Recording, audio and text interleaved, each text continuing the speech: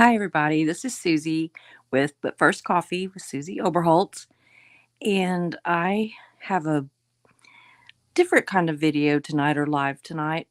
Um, have y'all ever just done I do this all the time. So I'm just wondering if other people do it too. I'm sure some people do it, or there wouldn't be a word for it, right? But what I'm talking about is like a deep dive. Like you get to thinking about something, or, you read about something, you see something on TV, something like that. And all of a sudden you're just like, elbows deep in all the definitions of it and looking up, I don't know, it could be pictures of something. Hey, Gary, nice to see you. You're first in tonight, or at least on the chat. But anyway, so tonight I've got a little bit of a deep dive on how in the heck, and I, kind of used the word heck on purpose, I'm trying to not have a dirty mouth. But anyway, how in the heck is Scientology a church? I just wondered about it. So what I did was I've got my little notes over here to the side because I wanted to make sure I got it right. And so I wrote down definitions of things. And this might be boring to y'all, but if you're like a deep diver like I am, this is how I spend some of my time when I'm just trying to recover from cancer treatment and too tired to do anything else basically. And I promise I don't think any of you all are stupid. Hey Hef, how you doing? I'm a, I promise I don't think you're stupid. This is how I spend my time doing deep dives on things. So, but I started looking up, I started wondering back and forth, like how, I mean, to me, I just think of Scientology as a cult. I don't think it's a church. It pisses me off when people call it a church, and I hate to call it the Church of Scientology. I generally correct myself and call it the cult of Scientology. But anyway, I got to wondering how does it what classifies a church versus a cult. So anyway, I'm just going to dive into it, and I'll glance up at the chat every once in a while. But I'm tired tonight, y'all, so I don't know how clear I'm going to be on this. Okay, so anyway, I looked up the word church, and it says a place for public worship, a house of worship. So then, in deep dive fashion, yeah, totally a cult. Yes, absolutely. Um, I looked up. Then I, looked up worship, and it says a feeling and expression of adoration for a deity, show of reverence and adoration for a deity with religious rites, which then made me look up, which I know what a bunch of these words mean, and I know that you know what they mean too, but I wanted to see the actual definition so that, I figure if I'm going to argue something, I need to know that I'm arguing the right parts. But anyway, a deity is a god or goddess, divine status, creator, or supreme being, and rites is a religious or other solemn ceremony or act, social custom, practice, or conventional acts. I was thinking of it as like, the Masons, they have like rites and stuff too, not just churches. So that's what I was kind of thinking on that. Okay. Religion. I promise there's not a whole lot of these. We're almost done with it, and then we're just going to chat about it. Religion, the belief in or worship of a superhuman power or powers, especially God or gods, a particular system of faith and worship. So that's what religion means. Okay. Then parishioner, because they talk about they'll say the parishioners of the Church of Scientology, and I don't know why that one just sticks with me because I'm like, they don't even have like what we, like a fellowship hall or a oh, what's the word I'm thinking of for the actual where they sit and have the services. I can't think of the word for it. My mind just went completely blank on it. But anyway, they don't have that. They don't sit in pews or chairs or whatever and listen to any kind of a sermon. So to me, I don't know. But anyway, a parishioner is a person who attends a particular local church, person who belongs to a parish. And then a parish, I'm almost done. This is the last one on churches. Is a small administrative, district typically having its own church and a priest or pastor. Now, if we go back over these a little bit, the church, they call every one of their buildings a church, but they're not a place for public worship. You're not going in, the public or no one actually is going in there and actually expressing adoration for a deity or reverence or adoration. They're not going in there and worshiping anything. I almost had the word, y'all. Hey, Kelly B69. I caught you earlier too. I was on yours earlier. You know, they, a deity, I guess. Davy probably thinks he's a god or maybe he's a goddess. I don't know. But he's not a creator or a supreme being. I don't know. Does it, am I the only one? Like, it just irritates me to death. So then I thought, well, let's look up cult. So this is shorter. It says cult, a system of religious veneration and devotion directed toward a particular figure or object, a relatively small group of people having religious beliefs or practices regarded by others as strange or sinister. Well, that part definitely. A misplaced or excessive adoration for a particular person or thing. And veneration is a feeling of awe, respect, or reverence. And devotion is love, loyalty, enthusiasm for a person, activity, or cause, religious worship, or observance. But then I went over, yeah, it's a business. Yes, Gary says it's a business. It has been since the beginning. Elron's way to make easy money. Exactly. So I looked up a deal that's like classifications of a cult. And it says a religious group which it bothers me when it says a religious group because I just still can't get past that. I don't consider it a religious group. But anyway, a religious group with a charismatic leader who exercises total control on a apocalyptic or an apocalyptic, I can't say the word. Y'all know what I'm talking about. Vision, isolation from society, an emphasis on transcendent spiritual experience, and rigid rules. Well, most of that fits pretty good. I'm going to go by these chats here in just a minute. Let me just finish this a little bit. And absolute authority. I could say all this stuff just a few minutes ago. Absolute authoritarianism without accountability, zero tolerance for criticism or questions, lack of meaningful financial disclosure regarding budget, unreasonable fears about the outside world that often involve evil conspiracies and persecutions. Boy, that whole thing, that whole second one totally fits it. And this is the last thing that I wrote down, but I wanted to get this one because my main goal, I still think that if we get rid of their tax exemption, then we'll get rid of them because I don't think they'd be able to afford all their buildings and all their everything. I think that would be the beginning of a real beginning to an end. So I looked up the tax exemption for the 501c3. There's 4 things. Must be organized and operated exclusively for religious, educational, scientific, or other charitable purposes.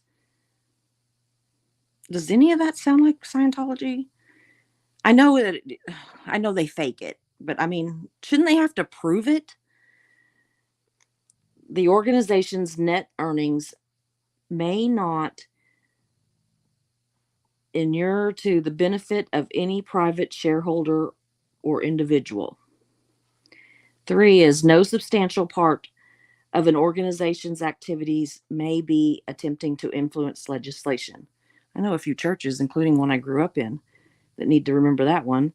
And number 4, the organization may not intervene in any political campaign or benefit of or opposition to any candidate for public office.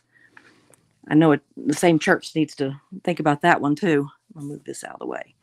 So I'm going to get to the chat a little bit. Kelly B69 says it's a scam, a real estate business. I agree. Hey, Marilyn. Hey, hi, Susie. Everybody, I have company, so I'll have to catch the replay. Just wanted to say hello, Susie. You rock. Oh, Marilyn, if you're still in here, I absolutely adore you. Not in a culty weird way, but in a I want to be your bestie kind of way. That kind of way.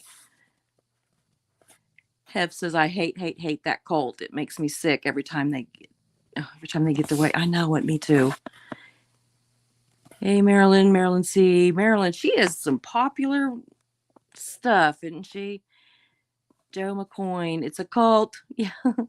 Operating a business with a slave labor. Oh, I can't talk. I'm sorry. Slave labor, covering it up as a religion, all while enjoying tax exempt status. Absolutely. Perfect. Yeah, I hate that cult too. Absolutely. I have to, Kelly. I've been emailing and getting a hold of my legislation here in Oklahoma. So, hey, Dawn, good to see you. Yeah, they did just do that with Mark Bunker, didn't they? Have absolutely. Yeah. I do not believe that the majority of the people in Clearwater want the Church of Scientology. See, I just said it. The cult of Scientology there, and I just think that he would have won that election if it had been fair. I guarantee you that they've got a bunch of people there, and they probably bust them over to vote. And they're not supposed to do that, but anyway, I'm so glad that we've got so many like-minded people that just think of it as a cult. And I don't understand why the IRS, the U.S. government, I don't understand why we're letting them get away with this. I mean, I read off there's 4 very simple rules. And why don't they have to prove that? I mean, like there should be some kind of proof. Even I know how they like pretend that they're doing charity and stuff, but I don't understand how they get away with it, how we can't look into it and find out that that's not true, that they're really not doing it. It's just like another thing that I don't understand is how the like FBI and everything has not just went in and shut them down and put them in jail, put a bunch of them in jail because I was thinking about it and it's like if Mike Render and them did tell everything that they, say they told, and I'm not trying to say he didn't. I'm saying, okay. So if they went to the FBI and they told all this stuff, why isn't anything being done? But even if you think, well, he's just some wackadoodle, he's got something against him. He was in there and now he's gone and, whatever. I mean, whatever they might think. What about all of these second gens that are coming out and telling their stories and everything? How can the FBI just ignore it? I mean, I don't understand it. I just do not understand it. I don't know. He's still a good friend. I have a good friend that was in that cult down at Waco, that David Koresh one. And, I don't agree completely with how that whole thing was handled. And, there was some good and some bad and everything about it and everything. But luckily for my friend, he got out of it. His parents got him out of it, kidnapped him out of it, I believe, um, before that all went down. And thank God. I mean, but that really, that really stuck with me because he, he was just like the star everything in high school. Just, star athlete, smart, gorgeous, great family, had everything in the world going for him. And he ended up in a cult.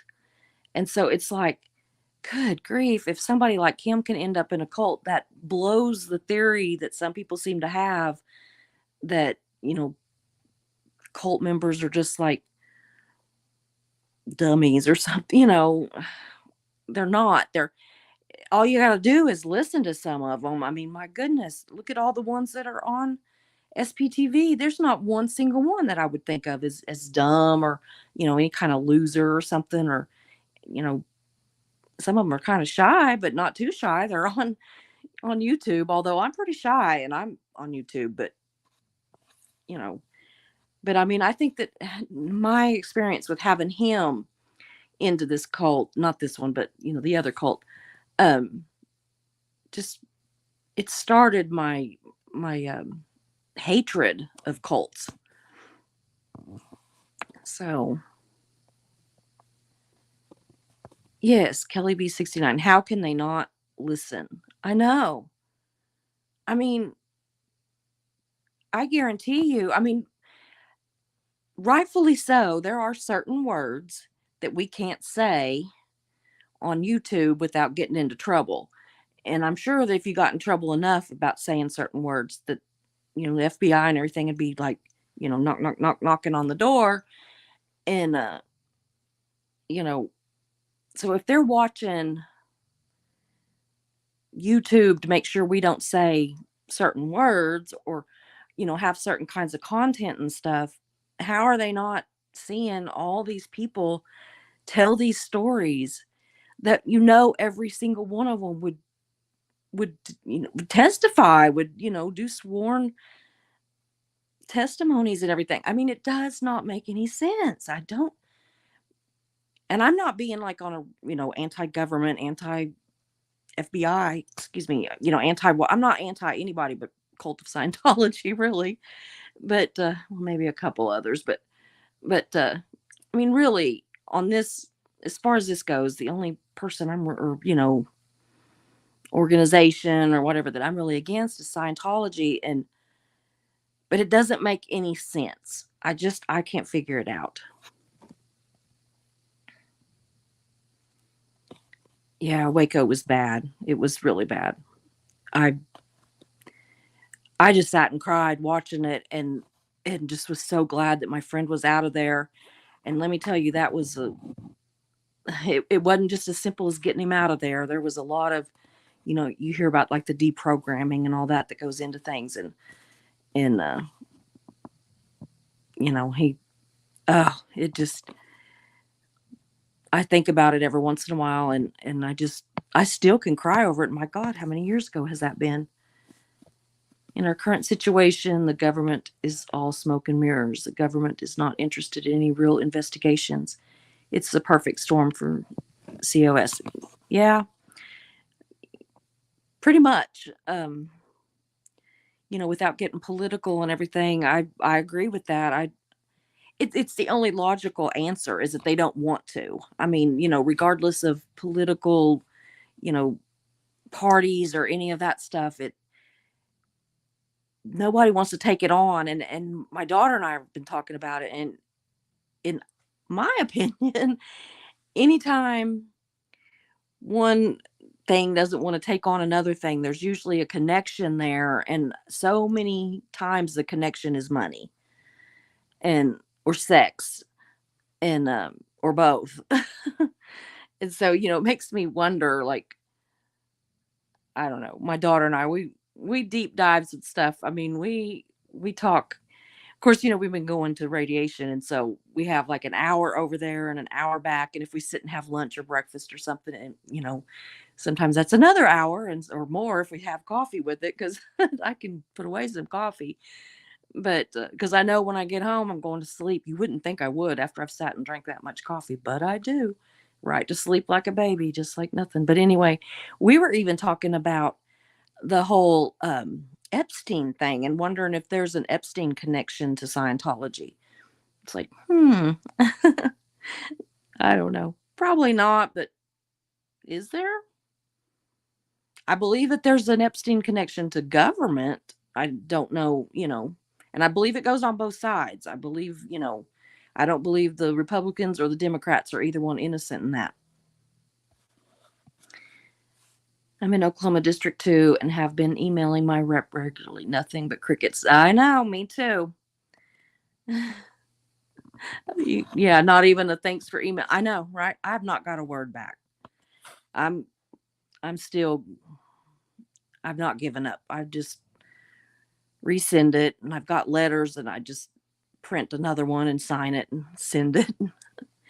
I need to once I feel better, I'm probably going to actually make a trip and try to actually, get some FaceTime with somebody, but I just can't do it right now. I'm so tired. I mean, by the time I get home, by about 2 o'clock in the afternoon, maybe three if I'm lucky, I am out like a light. It took me. I've been working on this little short video for 3 days. Just it's ridiculous. Well, I had written out a bunch of the notes for it, but it was so sloppy I couldn't read it. So I had to like go back and re-look at some of the stuff I was looking up so I could even tell what I was trying to say. I was around in the 50s and 60s. There was a movement in alt religion, and there was a ripe group to join that. It was a start, others as well. Oh yeah. Yeah.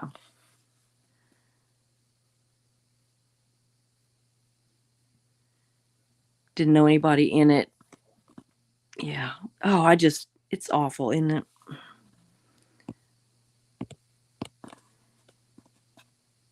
Hef says my cousin is in a cult almost exactly like Marilyn's was, and they still haven't got her out. Oh, she's disconnected from me 18 years ago. I've only spoken to her one time when my mom died. Oh,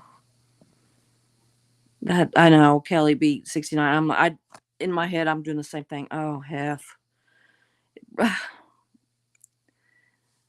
That just breaks my heart. I was my daughter and I, Megan and I, which Katie and I do too, my youngest daughter, but I haven't had as much time to talk with Katie. She works and and so I usually only see her maybe one day a week, which I'm blessed to do that. I know a lot of moms don't get to see their kids nearly as often as I do. But, Megan and I, we really talk about this, and we were talking about how culty not all, but some of just your regular churches are. And I grew up in a Southern Baptist church and you know, was in one here when I moved here as a teenager and everything. And then my girls grew up in the same Southern Baptist church. And I love the people there. I'm not talking bad about them or anything. But there are some really culty behaviors there. And, I was the financial secretary and the pastor's assistant. I don't remember what the actual title was. It's been several years ago now.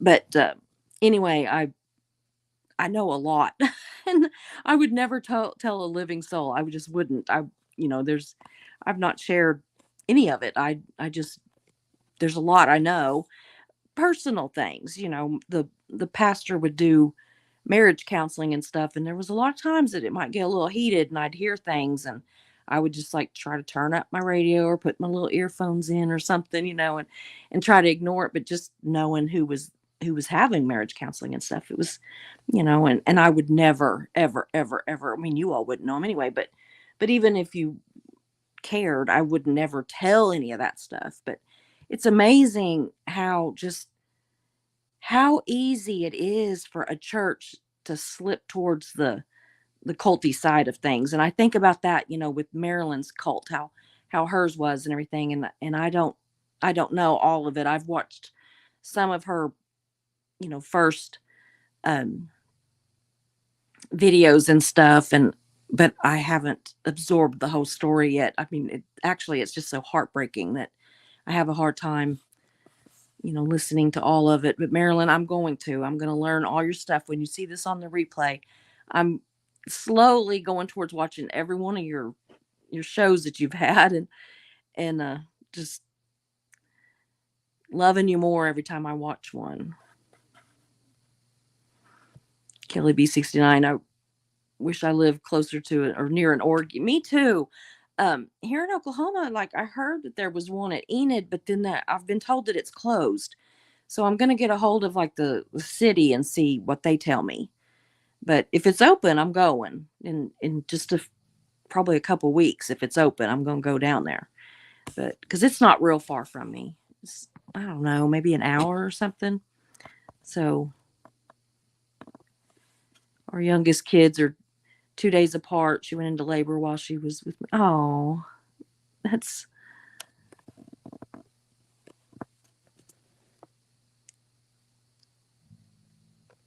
what's even crazier. We have that COS. Yeah, now I know they have the Narcanons around here, right up the road at Arrowhead. Yeah, you would think he'd be in. I don't get it. It's like they don't take it serious. They don't. I don't know. You know, I hope. Now this is going to sound bad. Oh, there's no other way around it, but I hope it's that they don't take it serious and not that they're bought and paid for on some level. You know, really. Because I mean, you can learn from not taking something serious. Like you could be educated into taking it serious. But if you're bought and paid for, you know, I'm still very angry and gutted. Yeah. Yeah. Not just your cousin, but your best friend.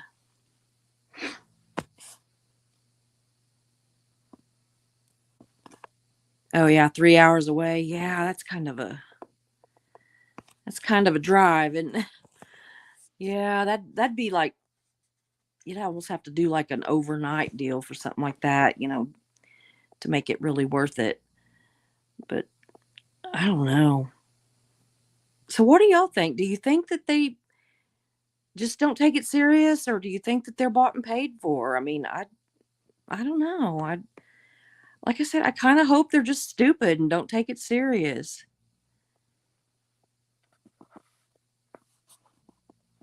Oops. I'm going to get back to that one. In the 80s, I was involved in a story about COS for the newspaper I worked for. Oh, I used to own a newspaper. Um, they employed some of the same tactics in response to it that they are using today. Yeah, I can imagine.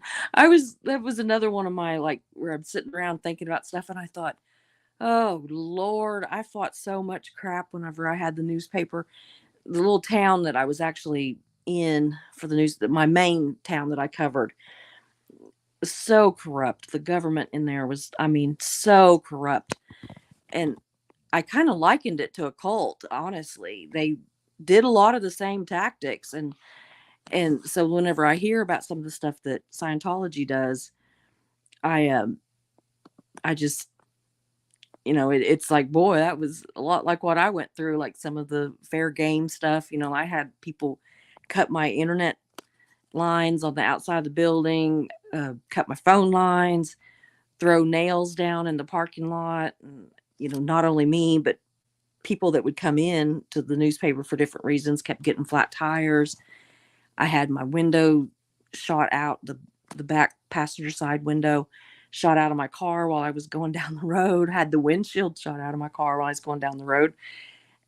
Yeah. So, whenever I say I wasn't always so liked, I mean it. But I promise I didn't do anything terrible. I just told the truth, and I could back it up. I usually had me and at least two other people that were recording every meeting that we went to. And I mean, I had receipts upon receipts upon receipts upon receipts, and they would still say I was a liar and all kinds of stuff.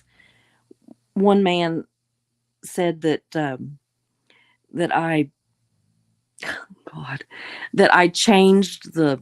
We would get these reports from the state on the schools and how the schools how they tested out. How the kids tested, like in all these different classes and everything. And they said that I purposely altered those to make the school look bad, and so the students would look stupid. First of all, I can't do that. It comes to me in a PDF, and it's sized and everything for the page, and I just slap it on the page and send it to the printer. And I can't change things on it. And second, why would I? I mean, good Lord, why would I?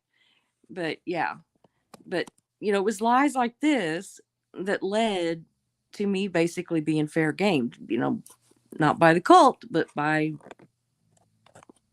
people in town and their city government, basically. Yeah, scary. Uh,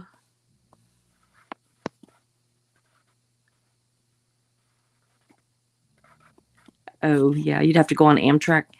That's so, it's so strange. Like, I mean, I live in Oklahoma and, so I don't even think about things like Amtrak, taking trains, and we don't even have a taxi in the town that I'm at. I mean, or Uber or anything. There's the town. I don't even live in a town. I live between three towns. And in one of the little towns, I think there is one guy that'll like go get you food and bring it to you, but he won't bring it all the way out to where I'm at. So I can't even do like Uber Eats or anything. So when we go somewhere, it's like this special treat for me and Mark. We're like, oh, we're going to Uber here and we're going to Uber there, or we're going to, have food delivered. And it's silly. When we were in Houston for my cancer surgery, we went down to MD Anderson and we were there for a month. We were supposed to be there 7 days and we were there for a month. But we the first few days we ate at the hotel restaurant, and it just like they only had two or three things that we wanted, and it was so expensive. And so after that we started, having stuff delivered, and we thought we were like, fancy or something. We would walk out and get in the they had a shuttle, so we'd just get in the little shuttle, and he'd shuttle us over to the hospital, and I'd give him a couple dollars, and then whenever it was time to leave, we'd go out there and he'd come over and get us and shuttle us back to the hotel. We were like city people for a few days.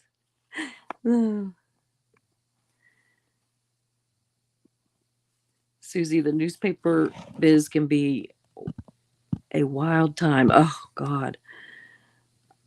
I was followed, had my car messed up, cut my brake lines. Yep. Nasty phone calls, letters. It could be wild, but I miss it. Sounds nuts, but true. I do too sometimes. I miss the good parts. I don't miss the bad parts, of course, but I do miss the good parts. There was so many just amazing good people in the that I met through the newspaper, and some of them I'm still friends with to this day, or still, keep in touch with. But yeah, I had a lot of stuff. I had death threats. The same guy that said that I changed the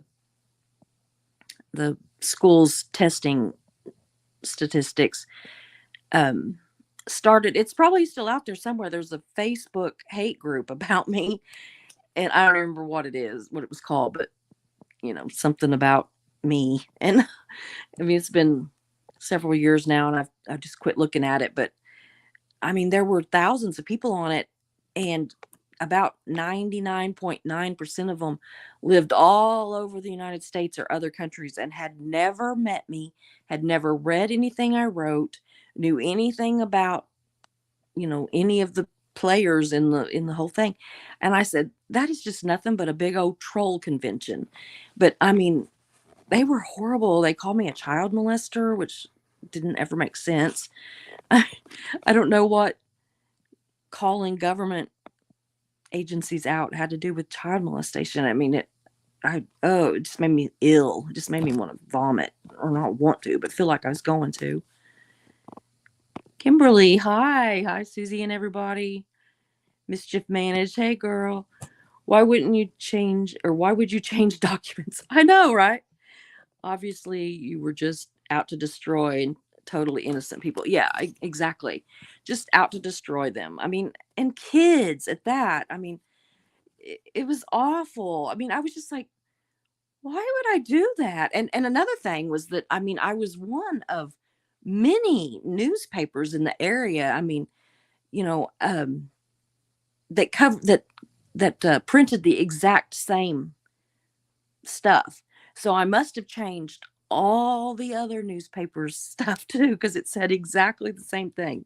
And I would point that out, and they would, well, yeah, but but I'm like, but what?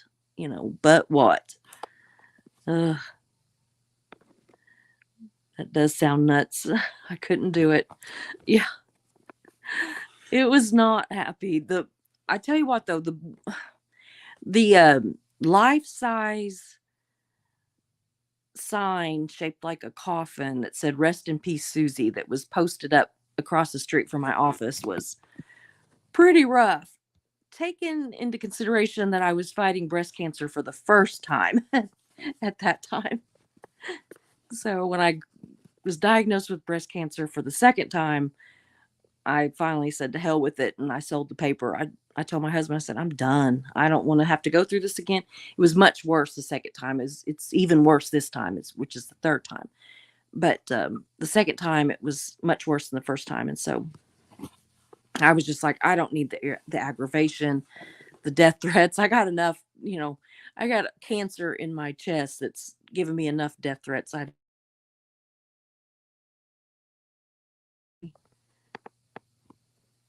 Where I live, we don't have Uber Eats or DoorDash or even pizza delivery. We don't either. We don't either. We laugh and we call Mark Uber Eats because he works in Tulsa and he comes home through a couple of different towns before he gets to here. And so me or my daughter Megan, because we live next door to each other, will one of us will call him and say, "Is this Uber Eats?" Yeah. And he'll say, "Where do you want me to pick up from?" And we'll tell him where we wanted to pick up, and we'll be like, we're gonna order it right now and have it ready. What time do you want it ready for? So it makes it nice. All these restaurants that have apps now. Chili's is the one we've been calling in lately because the kids really like it. So we've been calling in Chili's, and so I was telling my dad we haven't called it in a couple of weeks. I said we'll have to get Uber Eats to pick up some food again. Yeah, I'm sorry that happened to you. I'm sorry about your cousin, Hef. I mean, oh, I I'll put up with the crap that I put up with from them. I wouldn't want to have to. Your cousin being in that cult is just breaks my heart. It really does. But anyway, I yeah, I just kind of went on that deep dive. Um,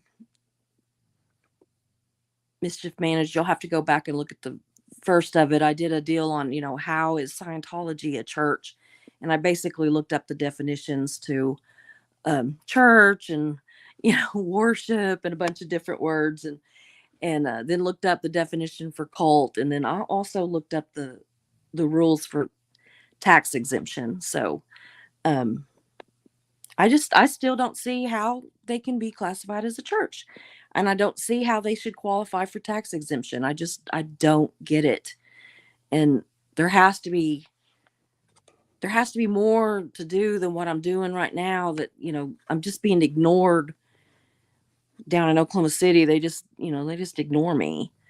And so there has to be something else I can do that we, all can do. Um, I do have that Facebook group. If you're not already on it, it's Revoke Scientology's Tax Exemption on Facebook. If you're not already on there, go on there and I'll, ask to join or whatever. And so maybe somebody will have some good ideas of things we can do, or maybe we can take some kind of encouragement from somebody that's doing something somewhere else, or meet up with people. I'm kind of hoping that it'll just be kind of a place where, who knows, maybe a bunch of people from, Kansas or Michigan or wherever, maybe they'll say, oh, well, I'm from there too. Maybe we could get together and do this or that. And, you know, connections. So, Mischief Man, as you joined, yeah, yeah. Repeat the name. It's Revoke Scientology's Tax Exemption. It's on Facebook, and we've got several members. We've not been real active, honestly, just because of with my radiation. I was really going strong for a while, and then I started radiation, and everything kind of my my ex-husband, bless his heart, we're great friends, but anyway, he would say it farted and fell is what he would say. My my get up and go, got up and went or something, but yeah. Susie, was your paper a weekly or a daily? It was a weekly. I can't imagine a large daily. Oh Lord. I no, I was just a little weekly. I was a um Payne County paper. It was the Yale newspaper. And but I also covered Creek County and Pawnee County. Not to the extent I wasn't like a legal paper in Creek or Pawnee. The whole term legal paper, because you work for a paper, but you're it just means that you can do their legal ads and stuff. I mean, I was obviously a legal newspaper, but I only ran Payne County ads. Yeah, I'll go over there in a little bit and I'll accept your request. So farted and fell. I love that. Yeah. My ex-husband would be like, "You're just all gung ho," and then, or you were just all gung ho to get this done, and then all of a sudden you just farted and fell. I'm like, oh my god, he's a trip. I mean, do y'all know who that? Oh, what's his name? Good lord, that the cable guy. The comedian guy that I can't think of what his name is, but anyway, he's the cable guy. Well, I should be a millionaire because I ought to be able to sue this guy because he absolutely stole my ex-husband's personality or persona kind of deal. I was married to this cable guy for 17 years, not the actual comedian one, but if you watch him, no, not Jim Carrey. It was I can't remember his name. I can't think of his name, but anyway, he's got like a first name and then it's like so and so the cable guy. But anyway, you'll have to look him up. He's hilarious. But the way he talks and everything, oh my god, it's my ex-husband. I'm like, I was married to him all this time.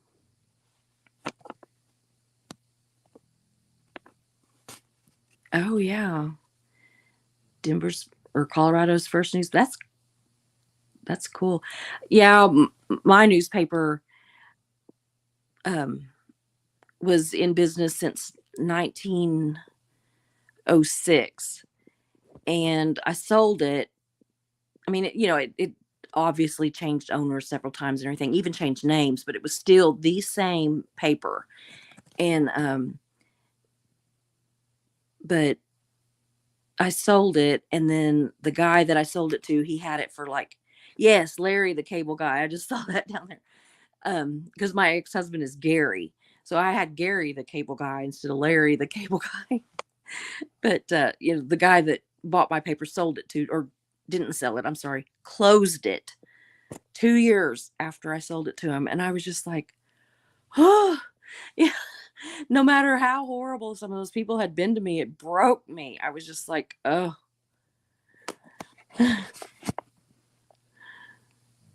It was awful. It breaks my heart that it's closed. And I mean, gosh, whenever I sold him the paper, I gave him I had all the issues, they were in bound books. I had all these issues from back 1906. And I would look through them and stuff. I even found like my dad's um birth announcement and all kinds of stuff. It was just it was so good. Hi Susan, how are you?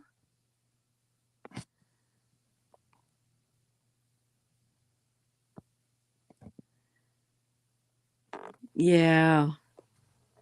I'm sad when any newspaper shuts down and I know that people get their news online and everything, but I just still love a newspaper. I just really do. Just something about it. Whenever I think about it, I can see my grandpa. sitting down with his cup of coffee. And I mean, he had like the little cup, not like the mug like I do, but he had like the little coffee cup sitting on the saucer. And, he had his little cup of coffee sitting there, and he smoked. So he had a cigarette. And he'd open that newspaper, and he'd have those glasses, down on his nose, and he'd be looking down at that newspaper. And I just always thought of that whenever I think of newspapers. And so I don't know, it's like a barbershop, you know. I just think it's so nostalgic and just amazing. And I did hair for years. I'm a licensed hairstylist, and I'm one of those people. I never have one job. I have three or four jobs, So right now to not have any job has been so weird. But yeah, I mean, I did hair for years, but I still just love the idea of a barber shop. And I started to go to barber school instead of beauty college, but it was way more expensive, like three times the amount. And and then I got to thinking about it, and I thought, well, the whole cool thing about a barber shop is, all the guys in there, you know, the the male barber, and all the men sitting in the chairs over by the window and everything. So, uh, wow, you worked there for 23 years. It was a loss. I imagine. Felt like you lost your old friend. Yeah, I still cry. I go into the office here at the house, and we've got a little home office, and I've got all the awards that we won on the wall, and some that were just, the newspaper in general won awards, but some that I won, a lot that I won, and a lot that they won. And then now I've got mine that my mom won. Since she passed, I now have her awards, and I'm gonna put them in there on the wall. But sometimes I'll go in there and I'll read them, and it's like an old friend. I know what you mean, Joel. I really do, because it feels like an old friend, and the fact that it's gone, it feels very much like a death. I mean, I cannot believe he just closed it. I probably, if he would have come to me, I probably would have took it back, just to keep it going, and kept, I don't know. I'd probably done something. Broke my heart.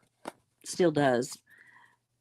But now that I've got some distance from it, I do kind of sit back and think about some of the crazy people, like, and some of the things that I like put myself in situations and everything. Like I did an interview one time with a guy that, I mean, for all intents and purposes, he murdered another guy. And I believe that there was, you know, some extenuating circumstances there. I don't think that it was just like and that's just my opinion. And of course, my article didn't say that, but in my opinion, I think that there was a lot more to it than, you know, it wasn't as simple as just somebody killed somebody. I mean, he killed them, but you look at things a lot different, I think, when you have to cover it so much. But I think I can't think of any other murderers I mean, he got convicted of murder. He's out now, but ugh, I think that was the only one. But I kind of thought, is this very smart? I mean, you know, just to like go meet with this guy and tell his story. And it's like, what if I don't tell it the way he wants it told? It was kind of, but he ended up being nice. It was all over drugs and stuff. And, drugs just make good people do bad things. And he, he's since passed, but which is another sad thing, but ugh. Anyway, I got off on some kind of weirdness there, but anyway, a lot of good people. I met some of the coolest people. There was this one little old man. I just loved him. And he was the one, if you're from Oklahoma, you might have heard of this group that would go around. It was from a college, and they would go around to different schools and sing and dance and stuff. They're called the Roustabouts. Well, anyway, so I met the guy that started that, lived there in the town that I was in, and I went over to his house, and he had invited like all these little old men over that basically run the city. Not in the real sense as far as in the, in the government of it, but they run the city. And so he invited all of those guys over and me over. And I just completely fell in love with him. I mean, he's like 80 years old, and I just absolutely fell in love with him and love him to this day. He's since passed too, and it broke my heart. And I'm friends with several members of his family and stuff. But anyway, it was so funny because all these little old men, it was me and my husband, and then like 9 or something little old men. And they were basically saying, well, are you going to do this? Well, what if this happens? Then what are you going to do? And I'm like, I'm going to print the news. Well, what if this happens? What are you going to do? I said, I'm going to print the news. And that was my standard deal, was I'm going to print the news. And it just kept going on and on and on. But anyway, he was finally, he just kept on and on and on. And finally, this one little man sitting there, which I again ended up just loving him to death too. There were a couple of them that they might have been in on some of the fair gaming stuff.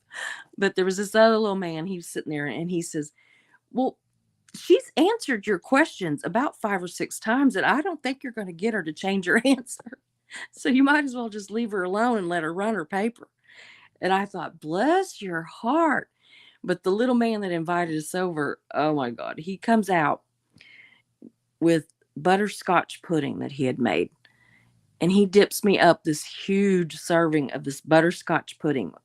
Butterscotch is the one thing that I just, no, thinking about it just makes me ill. And I don't know why I don't like it, because it seems like I would like it, but I don't.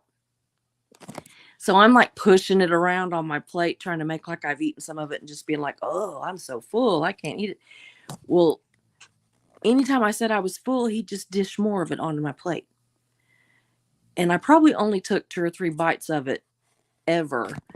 But I mean, and they were tiny, but it was hilarious. Well, then I told him, I said, we had a big dinner before we came over here, and I'm sorry, I just can't eat anymore.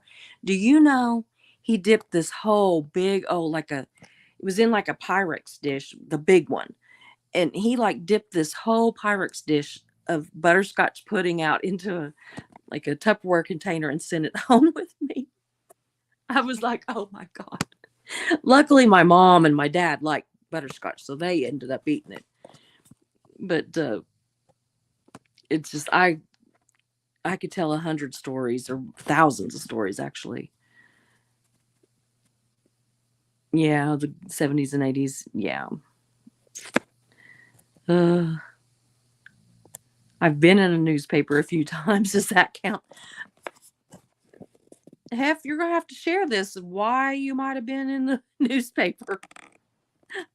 This might turn into but first coffee after dark, but we might need to find out why you've been in the newspaper a few times.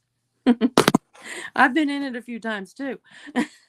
Before and after I owned one, yeah. But nothing too bad. Well, I did get arrested one time.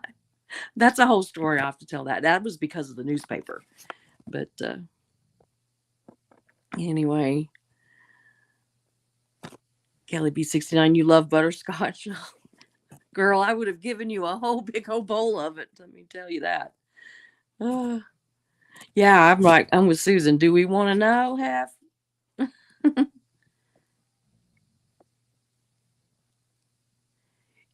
You were in the paper for falling off a cliff. Now we're going to have to hear this one. Falling off a cliff. Oh my God, girl. Seriously, were you injured bad? I mean, oh. Some for school, some for legal. I have a tiny record. Oh, girl. I do too. I have a tiny record because I got arrested. Oh. Yeah, we need to play why was Hef arrested? Were you arrested, or you just have like oh my goodness, compressed vertebrae? goodness, bless your heart. Yeah, I want to know why she was arrested. Well, mine, I they said I bounced a check that I know I didn't bounce, and they know I didn't bounce it too. Well, for one thing, um, it just happened to be for $50, which made it a felony. And I mean, I knew I didn't bounce a check, and so, but they couldn't find the check. All they could find was the warrant that said I bounced a check for $50. And the place that they said it was at the store that my mom worked at, and she was the manager in the office. Well, if I had bounced a check to that store, my mom would have known and she'd have kicked my ass. So, you know I didn't bounce a check, and they know it too. So they had to not only let me out of jail, but give me back my bail money. And, you know, it's supposedly not on my record, but I don't know. I haven't went and looked. I just don't want to, I just don't even want to know. Hef opened a can of worms. Yeah, Hef. We're waiting. I'm teasing you, girl. You don't have to tell. But I'm waiting.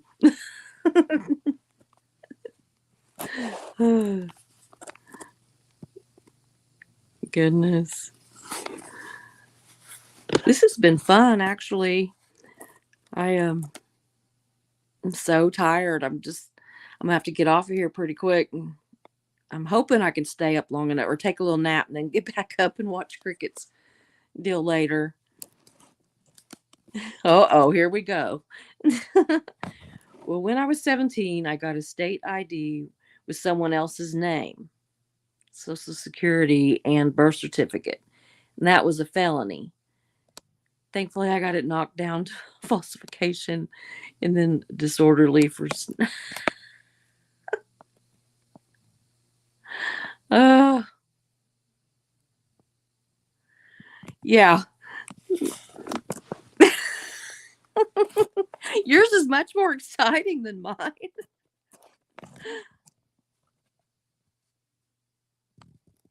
Uh, oh my goodness.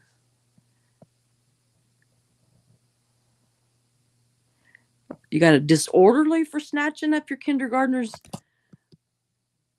bus driver, shoved her down in a seat and left marks.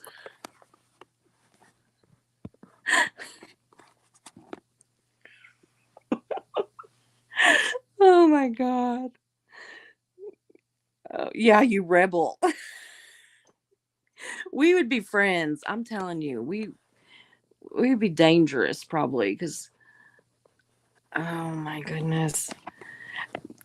I got in one sort of fight, and it was in a bar, and I didn't get arrested or anything, but everybody laughs because I'm just pretty mild mannered most of the time. I don't really like try to cause fights, and I don't get like, you know, drunk and everything. And anyway, but this girl, she kept like flirting with my husband, not the one I have now, but the ex-husband. And to be fair to him, he was not flirting back. He really wasn't doing anything to cause it. She was just weird. I mean, she started like stalking us. Like, we lived like 25 miles from her, and she would come out to our house and drive past our driveway all the time, and leave notes in our mailbox. It just, I mean, it was bizarre. And like constantly just, and I mean, he's nice and everything, but he ain't that nice. I mean, not that, wasn't that hot or anything. He was much hotter then than he is now. But age has a way of doing that to some people. I'm not near as yeah, I'm not near as hot now as I was then either. So, but anyway, so this friend of ours said that he was looking out on the dance floor, and me and his wife were down there dancing. We were line dancing. And he looked back up and he saw my husband sitting there, and they said something to each other. And he looked back down, and we were down there line dancing. And he looked back up at my husband, and the hoochie mama was standing beside him. And he looked back down on the dance floor again, and I was gone. And he looked back at my husband, and I'm standing there. Now, he had to have been like, maybe slowly looking, because I don't think I moved that fast. But anyway, this old biddy, she like mouthed me. And I just took me a handful of hair at the back of her head and just slammed her face down on the table. Now, I'm not a violent person, but when I pulled her head back up, she spit at me. So I just slammed her head down again. Well, that time she all but passed out. She was pretty much out of it. And she gets up, and she's crying that I've hit her and everything. Well, I actually worked for the owners of this bar at a restaurant. I was waiting tables at their restaurant making some extra money. And anyway, so all the bouncers came over there and they're like, I didn't see anything. I didn't see her do anything. And they escorted her out. And she didn't stalk us anymore. She kind of, I guess, learned from that one. But, and I think my husband, I think I put the fear of God in him, because he made sure he didn't flirt with anybody. And you know, even less than I mean, honestly, he was innocent in it. I mean, honestly, he really wasn't. I, would love nothing more than to be able to say it was his fault, or he was a jerk or whatever. Go, Susie, go. Uh, yeah, it does sound kind of violent. It was. I'm not proud of it, but it is kind of funny. You just have to know to the extent that this girl, like, just um my best friend at the time and I both we had different kinds of cars. Mine was a little Cavalier and hers was a Honda Accord, but they were the same color. We're real close. And my friend left our house one day and drove down our driveway. And it was a steep driveway. You had to come down a hill, and out onto the road. Well, the girl was down at the end of the driveway. What she was doing, I don't know. You couldn't even see the house from the driveway, from not from the road. And so, but she was down there. And so my friend saw her and pulled out. Well, we had like the same, like pretty close to the same hairstyle. I mean, not exactly, but close enough from a distance, and pretty close to the same color. And then it drove the same color car. And so she followed my friend. And so my friend, she thought it was funny. And so she like took her on a wild goose chase all over the place. And before she finally pulled up at her house and got out and marched back to her car. And my friend Amy was a whole lot more mouthy and potentially violent than I was. But that was just one thing. I mean, Amy cussed her out and everything, and she left. But it didn't stop her. Nothing did. We called the police. I filed charges. It was right when the stalker laws came into effect in Oklahoma and everything. And so we filed charges. We filed all this stuff, everything. This went on for months. And anyway, the smashing of the face on the table did it, because she quit. So, oh, what a mess.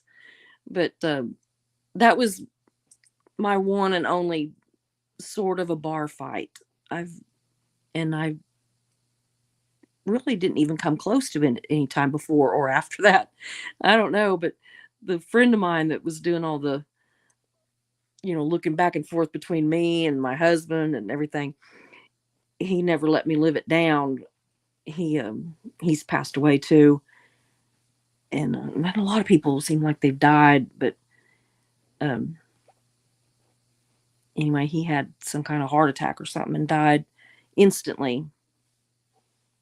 But I don't know. The last time I saw him, he brought it up and said something about it. But I think it might run in the family, because my mom one time got into a kind of a little tussle with one of my brother's girlfriend's mother. They were literally trying to kidnap the girl. She was an adult. I mean, she wasn't like a child. They were adults. But she had kind of run away from her mom because her mom was crazy. And she was living with my parents. And the mom was actually trying to kind of kidnap her into the car and get her out of there, which was just Looney Tunes. But anyway, she made the mistake of saying something, I don't even remember what, but anyway, something negative about my grandma to my mom. And so my mom punched her right in the face.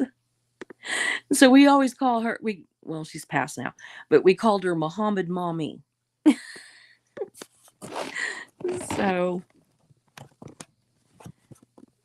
oh my gosh, you were a bouncer? Oh my God, girl.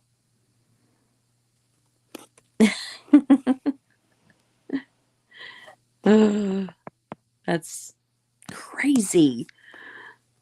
Oh, like, did you have to like actually manhandle anybody out of the bar? I mean, did you just have to get the girls, or did you have to like get the guys too? Yeah, sounds like yogi girls can be mean. Yeah, yeah. I don't really consider myself. I've been here longer than anywhere else, but I'm kind of a transplanted Okie girl. I was born in San Antonio, but we moved here when I was young, and then we moved to California. So I was raised in California, but then my grandpa, my dad's dad, got sick, and we moved back to Oklahoma so my dad could be close to him and everything, because we really thought he was going to die pretty quick. And I think he lived about 20 years, which I'm glad. I wish he'd lived longer than that, but yeah, I'm kind of wondering how sick he was, or if maybe that was a little bit of a ploy to get us to come back. You're in charge of the girls, but you fought me. And what I'm believing it. I am not. I am not going to doubt you one bit.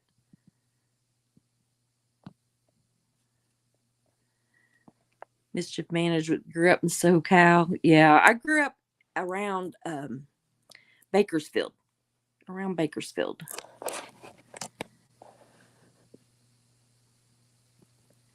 Susan was born and raised in Texas. I love Texas. I don't know. I mean, there's obviously things about it that, like anywhere, that I don't like, but I do love Texas, and I miss it. I haven't been down there in a while, but I miss it. I've got a brother down there, and a stepmom, and two aunts, and an uncle, and I haven't got down there to see them. I need to. I just, things, time gets away from you, and the cops laughed at him and took him to jail. Oh my goodness. Oh,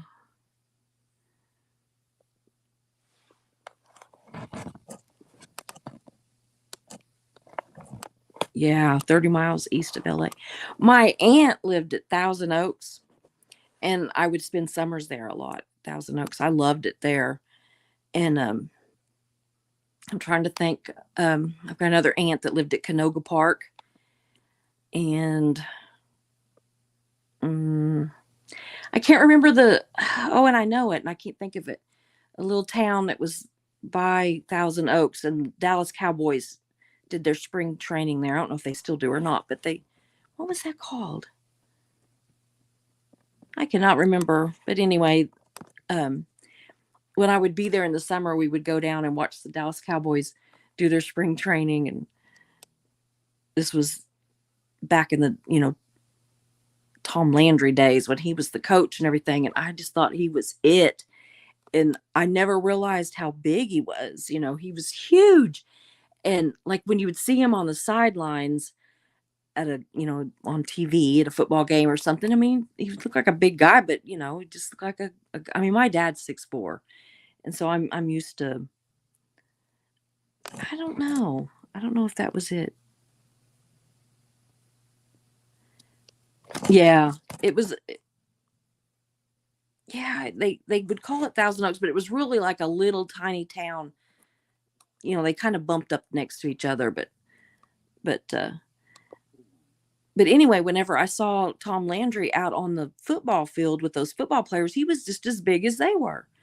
And it just amazed me. And I have like his autograph, and I've got pictures of me with him and all kinds of stuff, and a bunch of the players. And that's when Tony Dorsett was there. And oh, I couldn't stand him. I used to like him a lot, but he was so just rude.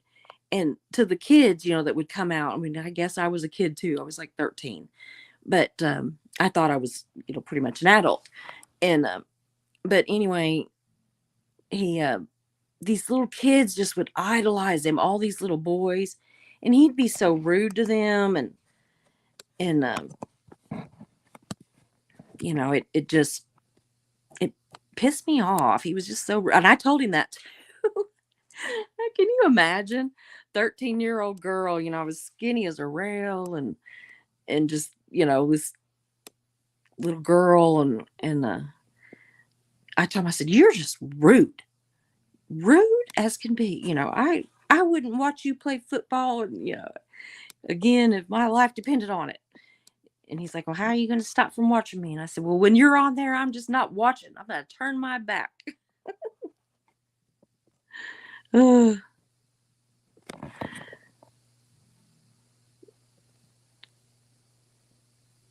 Goodness, I'm reading these chats. I'm sorry. I kind of zone out because I'm so tired. But anyway, I think I'm going to get off of here. It has been so fun talking to y'all, and I really am going to try to get on more often and do some lives. Now, tomorrow I'm going to come on sometime in the afternoon, probably. My granddaughter, Veta, that comes on with me sometimes, she's going to help me do the drawing for the, yeah, I told him. Yeah, I bet he really was bothered, right? He probably forgot about it before I stomped off. I was just very upset, and my aunt's like, what were you saying to him? And I said, I told him he was rude. But anyway, we're going to come on tomorrow, and we're going to do the drawing. So if you all want to be in the drawing for a bunch of weird stuff that I bought when I was going through chemo, and I would be shopping on Temu and Amazon in the middle of the night, it's nothing really weird. I mean, it's just oddball things like, what made me think I needed this? What made me think I needed that? What made me think I needed 6 of this? Well, I'm not sending all 6 of them, but I've given away some things to other people. But, it's just a box full of just odds and end things, and they're all useful. I mean, it's not junk. But yeah, the weird stuff's the best. But anyway, if you haven't already subscribed, do that. Like the video or the live, whatever. And after this ends, leave a comment, because everybody that leaves a comment, every time you leave a comment, your name is going in the box, and we're going to draw tomorrow. And then I'm hopefully going to get it shipped out the next day. If not, I'll get it shipped out Monday, but I'm going to try to get it shipped out. If the person gets back with me, I'll have to get with them and get their mailing address and everything. But I'm going to try to get it shipped out Friday. But if not, hopefully Monday. So anyway, do that, because it is fun, and it's not all just girl stuff. Some of it's girly stuff, but some of it's, anybody'd like it. So do that, and I will get back with you tomorrow. I love you guys. I'm going to get off here. I'll talk to you tomorrow. Bye.